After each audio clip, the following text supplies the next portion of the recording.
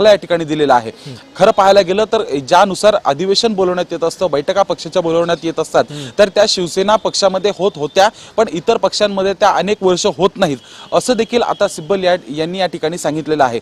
एकूणच या प्रक्रियेमध्ये ज्यानुसार या निकाल वाचन ज्यावेळेस होईल किंवा या सुनावणी अंतिम जो निकाल थोडंसं थांबवतो, काही अपडेट या सुनावणी संदर्भात येतात। निर्णय घेण्यासाठी अध्यक्षांना वेळेची मर्यादा नाही असं न्यायालयानं सांगितलेलं आहे। कपिल सिब्बलांच्या युक्तिवादानंतर पक्षफूट, आमदार अपात्रता हे दोन वेगळे विषय असल्याचं सिब्बलांनी आपल्या युक्तिवादात म्हटलं। पक्षफूट, आमदार अपात्रता तुम्ही एकत्र करत आहात असं म्हणत आता विधानसभा अध्यक्षांनी निकाल प्रलंबित ठेवला असाही युक्तिवाद सध्या कोर्टासमोर झालाय। आयोगानं सरसकट पक्षचिन्ह शिंदेंना दिलं असंही कपिल सिब्बल आपल्या युक्तिवादातून म्हणतायत। हे प्रकरण आमच्या बाजूने होतं असाही दावा सिब्बलांनी आपल्या युक्तिवादातून केला। आयोगाचा निर्णय चुकीचा होता असंही कपिल सिब्बल म्हणतायत।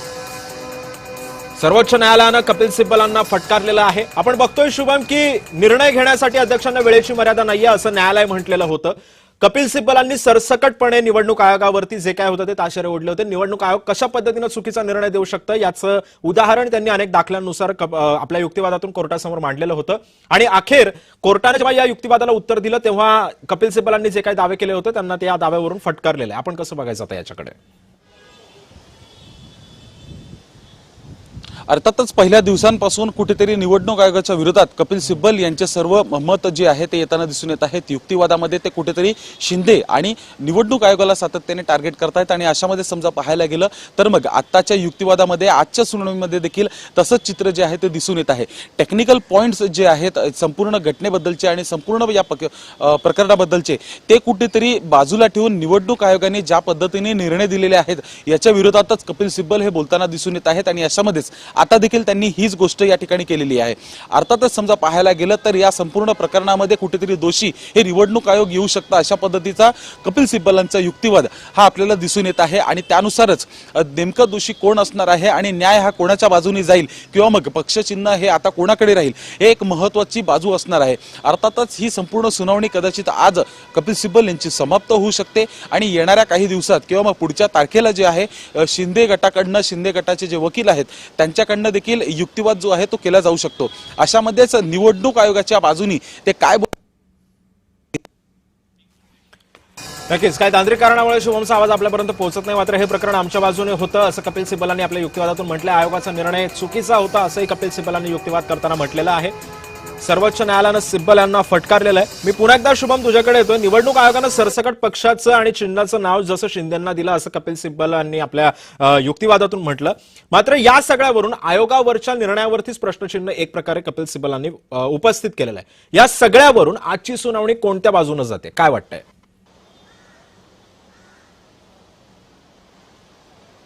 अर्थातच कोणत्या बाजूने जाते याचा एक अनुमान लावणं जे आहे ते फार कठीण असणार आहे, कारण की या संपूर्ण सुनावणी दरम्यान शिंदे यांच्याकडनं देखील कोणते मुद्दे उपस्थित केले जातात आणि नेमका या युक्तिवादावर ते कशा पद्धतीने काउंटर करतात हे पाहणं महत्त्वाचं असणार आहे। संपूर्ण सुनावणी दरम्यान हे प्रमुख 5 दिवस जे 5 तासांचा कालावधी जो आता संपूर्ण होत आहे सिब्बलांचा, त्यामुळे उद्धव ठाकरे यांचीच बाजू ही ठाम असल्याचं दिसून येत आहे आणि कुठेतरी त्यांचं पारडं हे आता मजबूत होताना दिसून येत आहे। पण या सर्व गोष्टी पाहता सिब्बल यांच्या हा देखील मुद्दा समोर येत आहे की ज्यानुसार एकनाथ शिंदेंनी संपूर्ण घटनाक्रम हा घडवून आणलेला आहे, जो निवडणूक आयोगाकडनं संपूर्ण गोष्टी केलेल्या आहेत, त्यामुळे कुठेतरी सर्व बाबींचा विचार करून, सर्व गोष्टींचा अभ्यास करूनच आता शिंदे यांनी हा संपूर्ण हालचालींना वेग आणला होता आणि संपूर्ण हालचाली ज्या आहेत ते त्यांच्या यशस्वी केल्या होत्या। त्याचमुळे हे प्रकरण आता सुप्रीम कोर्टामध्ये गेलेलं आहे आणि अशा एक अपडेट आलेली आहे। या प्रकरणामध्ये राजकीय मदत झाली असा दावा कपिल सिब्बलांनी केलेला आहे युक्तिवादामध्ये। आमचा आमदार 2/3 होण्याची वाट पाहिली असंही कपिल सिब्बल म्हणतात। अपात्र होणाऱ्या व्यक्तीला मुख्यमंत्री बनवलं गेलं असंही सिब्बल म्हणतायत।